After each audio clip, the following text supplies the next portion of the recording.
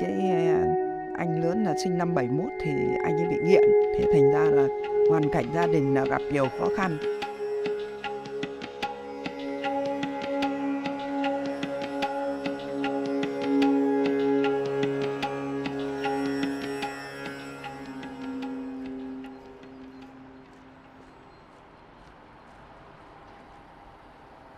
Jag heter Eva-Maria Rask och jag arbetar på Föräldralösa barn som är en del av Adoptionscentrum.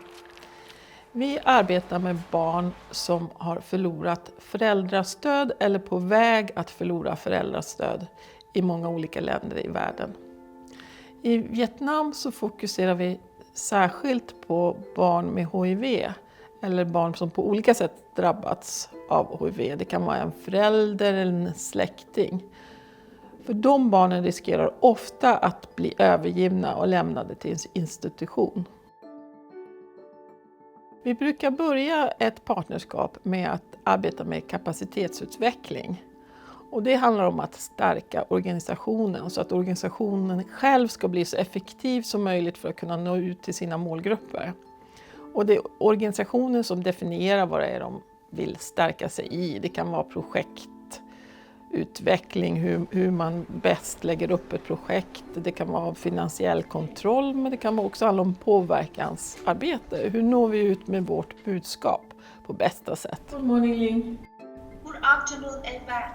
In our project interventions in both provinces, children is both HIV positive and children affected by HIV/AIDS. They are still facing with the social stigma and also discriminated in communities, in school, and also by their own relatives. So why is it difficult for the children to be with the other children? Because they are living in the families with what we call is they are the children affected by HIV. It means that they are living in the family where their parents, one of their parents is HIV positive or both parents HIV positive. Otherwise also one of the parents is drug user.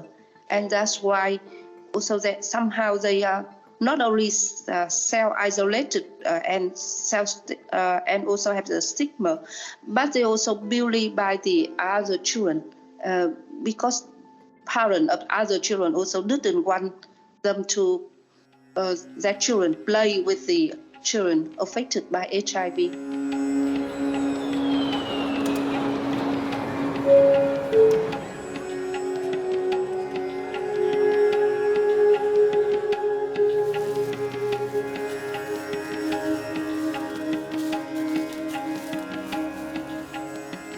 Tôi tên là Bùi Thị Ninh, 74 tuổi. Tôi sinh được 3 người con, 2 trai 1 gái.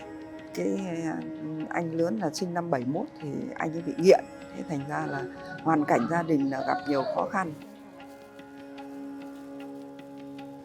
Trước đây là chưa có dự án, cho các cháu chưa tham gia dự án thì các cháu không được va chạm với bạn bè và không giao tiếp. Đến khi mà tham gia dự án và sinh hoạt các cái câu lạc bộ thì các cháu đã tiếp xúc với các cô chủ nhiệm câu lạc bộ rồi các bạn bè trong câu lạc bộ, nên là các cháu tự tin và các cháu tiếp xúc với các bạn bè cũng như là các thầy cô ở trường để làm sao mà thì các cháu nó tự tin và đồng thời đó là nó mạnh dạn, nó phát biểu cũng như là học hỏi thì là các cháu cũng tiến bộ hơn.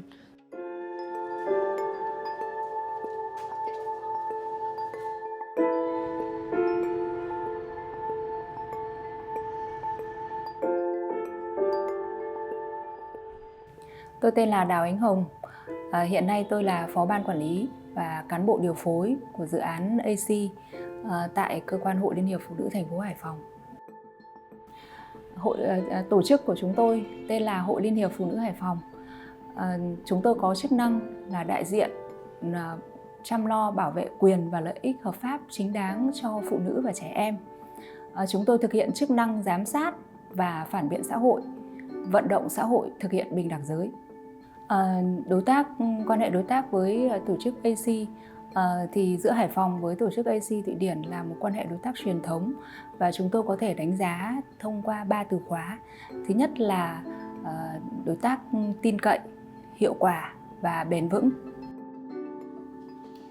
Điều đó được chứng minh bằng những cái hoạt động cụ thể, đó là thông qua sự quan tâm của tổ chức Forum Seed và AC thì cán bộ hội của chúng tôi đã được nâng cao năng lực thông qua những các lớp tập huấn, giảng viên nguồn ở những cái chủ đề như là về quyền trẻ em, về kỹ năng truyền thông thay đổi hành vi, về chăm sóc sức khỏe sinh sản cho vị thành niên và giáo dục giới tính, về chính sách bảo vệ trẻ em.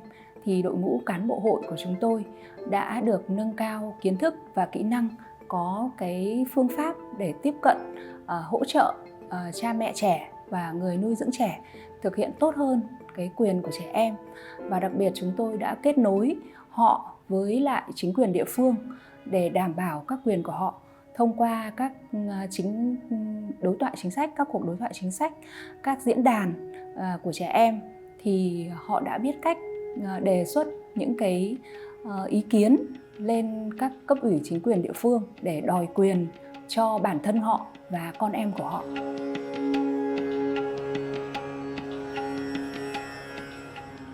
Tôi tên là Hoàng Thị Miên và cô được tập huấn tham gia về cái cuộc đối thoại chính sách về chính quyền. Thì là cô có được đề đạt lên chính quyền là các cháu không có giấy khai sinh thì sẽ làm được giấy khai sinh, là ở các cháu bố mẹ bỏ đi hoặc bố mẹ mất hoặc là không có hộ khẩu chứng minh nhân dân của bố mẹ đấy thì không làm được cho các cháu. Thì với lại đề đạt lên cho các cháu được uống ARV nếu các cháu nhiễm HIV, và đề đạt bên phụ nữ là được vay vốn để phát triển kinh tế, là không có giấy khai sinh thì không được đến trường học cùng các bạn. Cho nên là chúng tôi là cứ phải chiến đấu bằng được để các cháu có giấy khai sinh để đi học, không thì là các cháu là không có học. Thì sau khi tôi đề đạt lên với lại chính quyền địa phương thì trong một phường Kênh Dương này thì thời điểm đó là được 4 cháu được làm giấy khai sinh. Và các cháu nhiễm HIV được uống ARV miễn phí. Với lại bên hội phụ nữ cũng cho tôi vay vốn để phát triển kinh tế.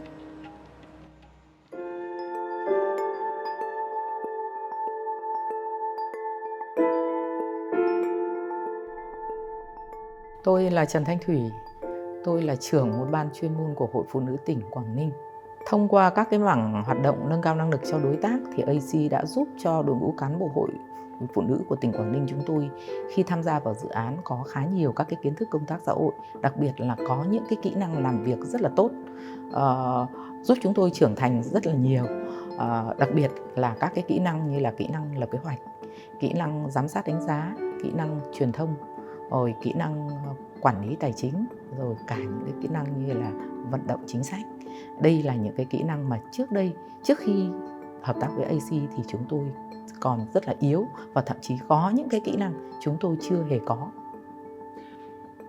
Một cái thay đổi nữa mà chúng tôi có được sau cái quá trình hợp tác với AC trong suốt 15 năm qua, đó là chúng tôi đã chuyển hẳn cái phương pháp tiếp cận, đặc biệt là cái tiếp cận với các cái nhóm phụ nữ và trẻ em gái yếu thế ở cộng đồng, từ cái việc là tiếp cận dựa trên nhu cầu cá nhân, và chúng tôi đã thay đổi theo phương pháp tiếp cận dựa trên quyền, thông qua các cái hoạt động nâng cao năng lực để giúp cho những phụ nữ trẻ em gái mặc dù yếu thế nhưng họ từng bước được nâng cao năng lực, họ có đủ khả năng để tự thực hiện quyền, đồng thời cũng có khả năng để tự đòi những cái quyền lợi và hợp ích chính đáng của mình.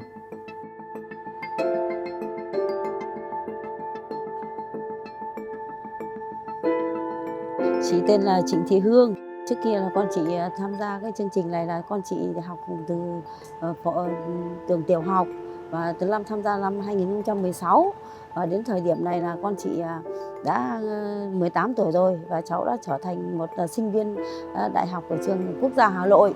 Cháu học về môn chính trị, và trong thời gian là cháu tham gia cái chương trình cái nhà tài trợ này là cháu học hỏi được nhiều cái hay, nhiều cái trí thức con người, và được đi được đi học hỏi. Và sau này là cháu ước mơ của cháu là của chị và của cháu là sẽ trở thành một người tốt và sau này học xong và có công ăn việc làm ổn định và để trở thành một người có ý nghĩa và sau này sẽ nếu mà có điều kiện để giúp lại những hoàn cảnh khó khăn cũng như là mẹ con chị đã từng nhiều người giúp đỡ chị.